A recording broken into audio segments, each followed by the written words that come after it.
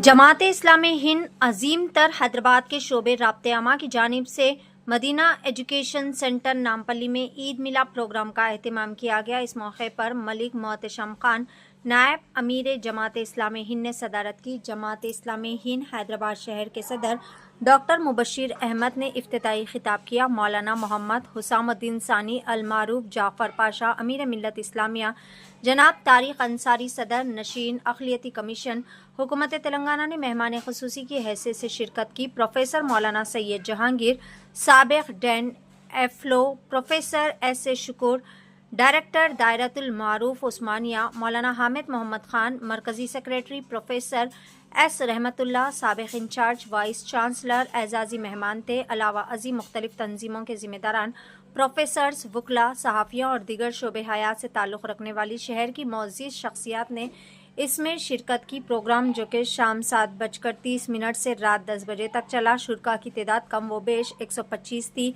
मेहमान ख़ुसूसी नाज़िम शहर Jamaat Islami Hind greater Hyderabad doctor Mubashir Ahmad ने इफ्तिताई खिताब किया और कहा कि जमात इस्लामी हिंद ने मुस्लिम उम्मत की फलाह व बहबूद के लिए तालीम, समाजी, माली वगैरह के शोबों में बहुत सारे अच्छे काम किए हैं। अल्लाह ताला तमाम की कोशिशों को शर्फ़ क़बूलियत बख्शे।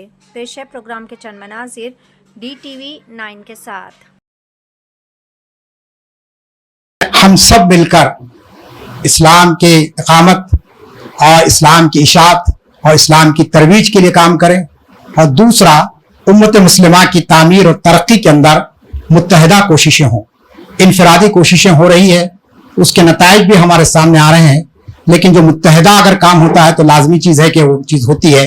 तो ये दरअसल इसी मकसद के खातिर ये आज की ईद मिलाद की तक़रीब रखी गई है, ताकि हर शख्स जो मुख्तलिफ फील्ड में काम कर रहे हैं, मुख्तलिफ जमातें जो काम करें, मुख्तलिफ शख्सियतें जो काम कर रही है, आपस में कोऑर्डिनेट हो सके, एक तबादले ख्याल होते रहे, तबादले काम होते रहे, डुप्लीकेशन ऑफ वर्क ना होता रहे। ये हमारा दरअसल मकसद है। अब हम सब मिलकर आगे बढ़ेंगे तो इंशाअल्लाह हर काम में हमारे लिए आसानी होंगे। मैं इस मौके पर ये याद करने के लिए मैं तमाम का शुक्रगुजार हूँ और अल्लाह से दुआ करता हूँ कि हमारे जितने हमारे मकासद है जमात इस्लामी के, अल्लाह इसको पूरा करे और इसको खूब तरक्की अल्लाह अता फरमाए। आज तालीम की तरफ तमाम लोग यानी गांव से लेकर शहर तक इसमें जमात इस्लामी हमेशा से पेश रही है। आज टिमरिस भी मैं समझता हूँ कि जमात इस्लामी की दानिश्वरों की जो है मशवरे का नतीजा है कि आज टिमरिस कायम हुआ है। माशाअल्लाह हम सबको मिलकर यकसुई और इखलास के साथ अगराज और मफादात से ऊंचे उठकर मिल्लत और कौम के मफाद में मिलकर काम करने की सख्त जरूरत है। मैं मशहूर हूँ जमात के जिम्मेदारों का, जो कुरान के इल्म से और अल्लाह को जो जवाबदेही के एहसास से सीरत नबी सल्लल्लाहु अलैहि वसल्लम से जो आशना हो, वही लोग जो हमारी क़ियादत कर सकते हैं और उन्हीं को अपना रहनुमा और रहबर मानकर काम करने की हमको जरूरत है। मौजूदा हालत में हम किस सूरत हाल में हैं और इख्तिलाफात सब परे रखते हुए हमको सबसे पहले तहफ़्फ़ुज़ औक़ाफ़ के लिए जो भी ये बिल बना है राज्यसभा में या लोकसभा में, इसके ताल्लुक से मुस्लिम पसंदा बोर्ड जो भी कॉल देगा हम सब साथ मिलकर उसके लिए लब्बैक कहना है। इस्लाम भाई का मेरा ताल्लुक तो कॉलेज के जमाने से है, वो पुराने लीडर है हमारे और आज भी लीडर है अल्हम्दुलिल्लाह। तो अल्हम्दुलिल्लाह इतनी सब बातें सुनने के बाद नथिंग आई कैन ऐड, कोई चीज ऐड करने की है ही नहीं। अल्हम्दुलिल्लाह हमारा साथ है, खामोशी से जो भी हम आप हजरात की जो भी लेवल पे मदद कर सकते हैं, इंशाल्लाह you will find us there. सामने नहीं देखेंगे आप, इंशाल्लाह बैकग्राउंड में है और कौम का, मिल्लत का, स्टूडेंट्स का कोई भी मामला होगा इंशाल्लाह ताला हम आपके साथ भी साथ चलेंगे इंशाल्लाह। लाजिम है कि हम अपने अंदर इत्तेहाद पैदा करें और ये फुरूई इख्तिलाफात खत्म करके इनके दामन को पकड़ लें। जमात इस्लामी हमेशा प्रैक्टिकल काम होता रहा। जमात इस्लामी के ज़ेर निगरानी हमेशा तालीमी एतबार से हो या इशाअत का जो काम है उस एतबार से हमेशा जो देहात पहुंचने की, घर घर पहुंचने की इस जमात ने कोशिश की, जो काबिल सताइश है।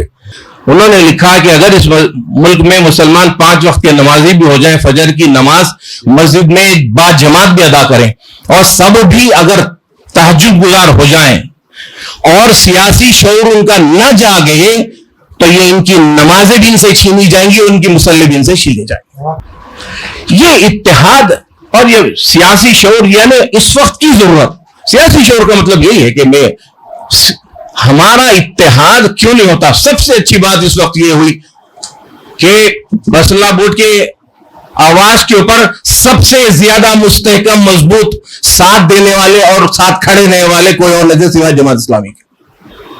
التجا کرتا ہوں، اگر مجھے آپ اجازت دیں تو آپ کا ہاتھ جوڑ کے، آپ کے پیر پکڑ کے، اتحاد اس وقت کی سب سے بڑی ضرورت ہے۔ اس سے بڑی کوئی وَاعْتَصِمُوا بِحَبْلِ اللَّهِ جَمِيعًا وَلَا تَفَرَّقُوا۔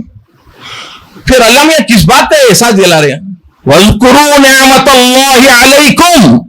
اور وہ ایمان کی نعمت سے بڑھ کے کوئی نعمت ہی نہیں کہ جمہوریت میں چونکہ سروں کو گنا جاتا ہے، لہذا ہم صرف اپنے میں ہی اتحاد کو قائم کر کے آگے بڑھنے کی ہی کوشش نہ کریں، بلکہ دوسرے طبقات کے یا دوسرے مذاہب کے جو لوگ ہیں ان کا بھی تعاون کس طرح سے حاصل کیا جا سکتا ہے، یہ اہمیت کا حامل ہوتا ہے۔ اور ان کا تعاون جب تک ہم حاصل نہیں کر پائیں گے تو ظاہر ہے جمہوریت میں ہماری آواز بے معنی ہوگی۔ یہ بات کہنے پر مجبور ہوں اور جماعت اسلامی کے اول تا آخر تمام ذمہ داروں سے میری یہ گزارش اور خواہش ہے کہ وہ آپ اپنے حالوں سے، اپنے کمروں سے، اپنی چھوٹی چھوٹی کارنروں کی مجلسی گفتگو سے باہر تشریف لائیے، باہر تشریف لائیے۔ آپ کا اجلاس اپنے صرف جماعت کی حد تک آپ کے رفقا کے درمیان گفتگو کرنا نہیں ہے۔ آج امت کی، آج ملک کی جو دشمن جماعت آج اس ملک کی دشمن بنی ہے، اس کا مقابلہ صرف اور صرف آپ ہی کر سکتے ہیں، آپ ہی کر سکتے ہیں۔ آج گزشتہ 70-75 سال سے آپ نے ہندوستان کا مطالعہ کیا، برصغیر کا مطالعہ کیا، آپ کے سامنے ساری تاریخ آپ کے سامنے موجود ہے۔ آپ کو مزید کسی درس کی ضرورت نہیں ہے، لیکن میری گزارش ہے کہ آپ باہر آئیے، باہر آئیے۔ جو دشمن قوم، اس ملک کی دشمن قوم جو آج جو نہ دشمن بنی ہوئی ہے، اس کی آنکھ میں آگ ڈال کر کسی میں صلاحیت ہے کہ وہ بات کرے اور ان کو اس گمراہی سے باہر نکالے، تو وہ صلاحیت جماعت اسلامی میں ہے۔ جماعت اسلامی ایک انتہائی مضبوط زبان ہے، مضبوط جماعت ہے، جس کے پاس کیڈرز ہے۔ آپ نکلیے۔ ہمارا ملک مختلف قوموں کا جو ہے گہوارہ ہے، مختلف قوموں کا گلستان ہے، اور سب کو لے کے چلنا یہاں پر یقیناً جماعت اسلامی بہت اپنا اہم رول نبھاتی ہے۔ پھر ایک بار میں جماعت اسلامی کے ذمہ داروں کو اس اہم اجلاس عید میلاد کے اجلاس کے لیے مبارکباد پیش کرنا چاہتا ہوں، اور خاص طور مجاہد اسلام صاحب کو، خان صاحب کو، حامد محمد خان صاحب کو، ملک محتسب خان صاحب کو، تمام ذمہ اور آپ تمام کا بھی جو ہے میں تہ دل سے جو ہے ویری مچ تھینکفل کہ آپ لوگ تمام لوگ اس اہم پروگرام میں جو حصہ بنے۔ بہت بہت شکریہ، جے ہند۔ مولانا جہانگیر صاحب نے کہا منشا ہم کو حاصل ہو سکے گا۔ مولانا مودودی کی فکر تو وہ تھی کہ تاریخ ہو رہا ہے، آج اس کے احیاء کی شدید ضرورت ہے ہم کو۔ جہاں ایجوکیشن کی بات ہے، میں اس کروں گا ایجوکیشنسٹ حضرات سے کہ فزیکل ایجوکیشن کی بھی بات کریں آپ۔ فزیکل ایجوکیشن کی شدید ضرورت ہے۔ اور پھر مولانا مودودی کا احسان ہے سب کانٹیننٹ کے لوگوں پہ، صرف اردو دنیا میں نہیں، عربی دنیا پہ بھی احسان ہے ان کا۔ اور میں جماعت کی دل سے عزت کرتا ہوں، بغیر رکنیت کے جہاں کہیں موقع ملے جماعت کا وکیل بن کے بات کرتا ہوں لوگوں کے لیے میں۔ اور میں نے جماعت اسلامی کو پہچانا مولانا مودودی کا کچھ مطالعے کے ذریعے سے۔ اللہ پاک ان کی روح کو بلند ترین مقام ادا کرے۔ وآخر دعوانا الحمدللہ رب العالمین۔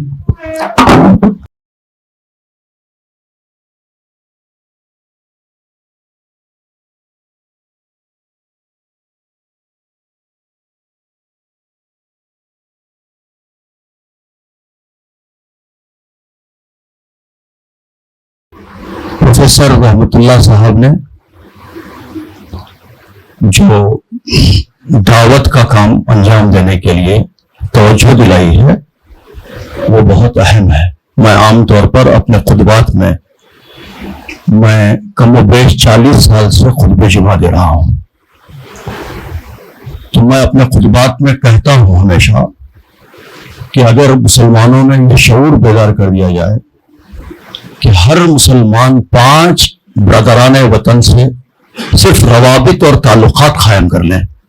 ان کو نہ قرآن دیں، نہ ان کو لٹریچر دیں، نہ ان کو کوئی ہینڈ بل دیں یا فولڈر دیں. صرف تعلق، ان سے دوستی، ان کو شیر قرمے پر بلانا، ان کے خوشی اور غمی میں شریک ہونا. بلکہ میں تلنگانہ موومنٹ میں جب تھا تو میرا یقین بڑھ گیا کہ ان سے مسکرا کر بات کرنا بھی یا ان کو دیکھ کر مسکرانا بھی دعوتی کام ہے. اللہ تعالی ہمارے ساتھ خیر کا معاملہ فرمائے. آپ تمام کی خدمت میں عمیق دل کی عمیق گہرائیوں کے ساتھ عید کی پرخلوص مبارکباد. اللہ تعالیٰ ایسی خوشیاں آپ حضرات کو زندگی میں بار بار عطا کرتا رہے. کہ ہر کمزور پر ظلم ہوتا ہے.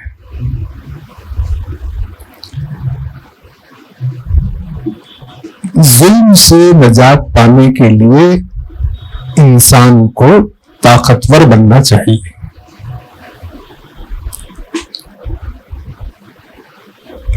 ہمیشہ مظلوم ہی رہنا ہے تو پھر کمزور رہنا ہے.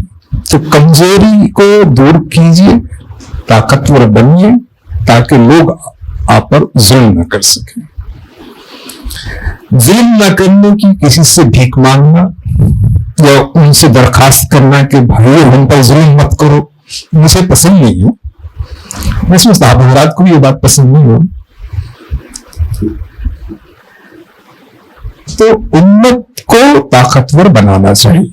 بے شک عید کا موقع ہے، میں کوئی عید کی وہ گفتگو تو کرتے ہیں، تو امت کو طاقتور بنائیے. آج کی گفتگو میں بہت سی باتیں آئی ہیں جس کا تعلق امت کو طاقتور بنانے سے ہے. سب سے طاقت کا پہلا سرچشمہ ایمان ہے. ہم اس کو ایک سادہ اردو زبان کا یا ایک واعظ کا ایک نقطہ نہ سمجھیں. اصل طاقت، حقیقی طاقت ایمان ہی میں پوشیدہ ہے. دوسری طاقت وہ اخلاق و کردار ہے. آج نوجوان یہ سمجھ رہے ہیں کہ اخلاق و کردار کا مطلب کوئی بزدلی کا عمل ہے یا کوئی مجبوری کا عمل ہے. ایسا نہیں ہے. ایمان کے بغیر تعلیم فائدہ نہیں دے گی. اخلاق و کردار کے بغیر تعلیم فائدہ نہیں دے گی. یہ سمجھنا کہ تعلیم آ جائے گی، صلاحیت آ جائے گی اور ایمان اور اخلاق کے بغیر امت طاقتور ہو جائے گی، ایسا کوئی انتظام نہیں ہو سکتا ہے.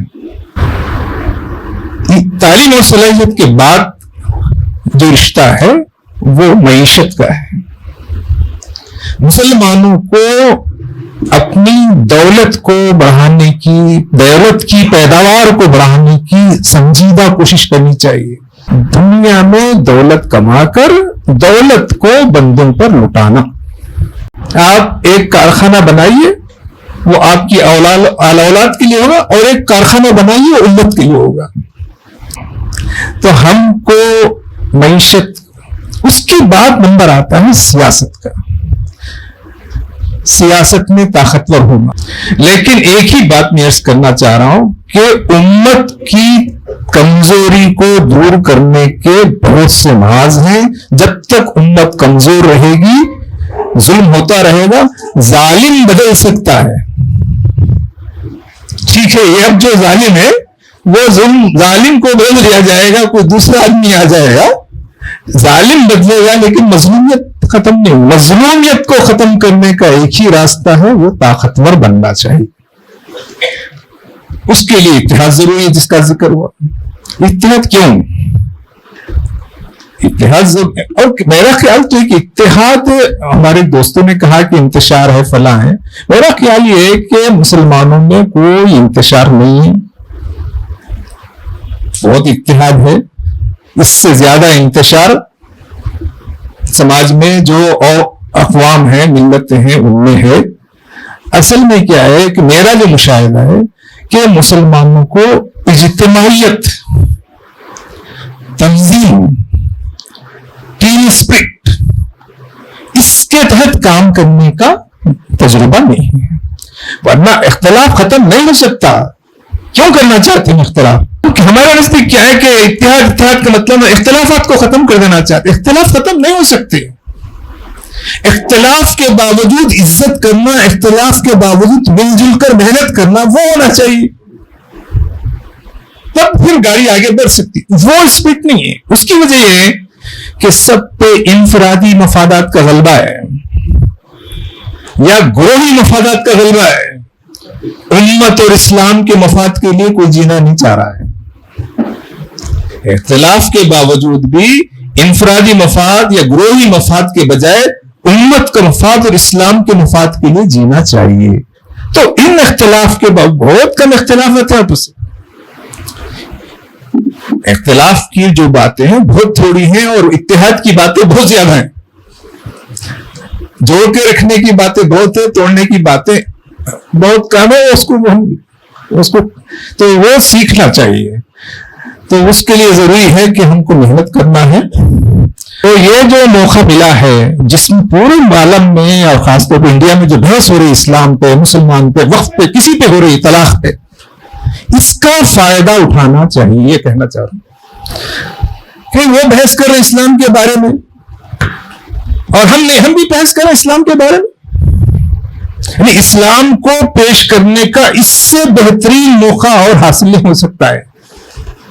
ہر آدمی اس پہ بحث کر رہا ہے تو ہم بھی بحث کر لیں، لیکن وہ بحث لاجک سے، عقل سے، دلیل سے، اخلاق سے ہو. تو یہ موقع دب کے رہنے کا نہیں ہے. اسلام کے بارے میں اسلام کی صحیح تعلیم کو پوری حکمت اور اخلاق سے پیش کرنے کا بہترین موسم ہے. تو اس کو بہت مزدور مظلومیت تو ہے، لیکن یہ حق کی شہادت کا سب سے بہترین موقع ہے. اسی میں مسلمانوں کی اسلام کی طاقت ہے اور اسی میں سے اسی مصیبت کے دور میں جو ابھر کر ہم نکھر کر نکلیں گے تو پھر ہمارا اقبال کا دور شروع ہوگا، عروج کا دور شروع ہوگا انشاءاللہ. میں اس موقع پر اللہ تبارک تعالیٰ کا بے انتہا شکر ادا کرتا ہوں کہ اللہ تبارک تعالیٰ نے ہمیں ایک ایسی شام میں بیٹھنے کا موقع عنایت کیا جس میں ہم نے ملت اسلامیہ کے مختلف برننگ ٹاپکس پر گفتگو کی اور ایک دوسرے کو عید کی مبارکباد پیش کی. بہت بڑے جذبے کے ساتھ آپ تشریف لائے ہیں. آپ کا بھی بہت بہت شکریہ. فردن میں نام لوں گا تو بہت وقت ہو جائے گا. میں آپ تمام کا مشکور ہوں. اللہ تعالیٰ آپ تمام کو جزائے خیر سے نوازے.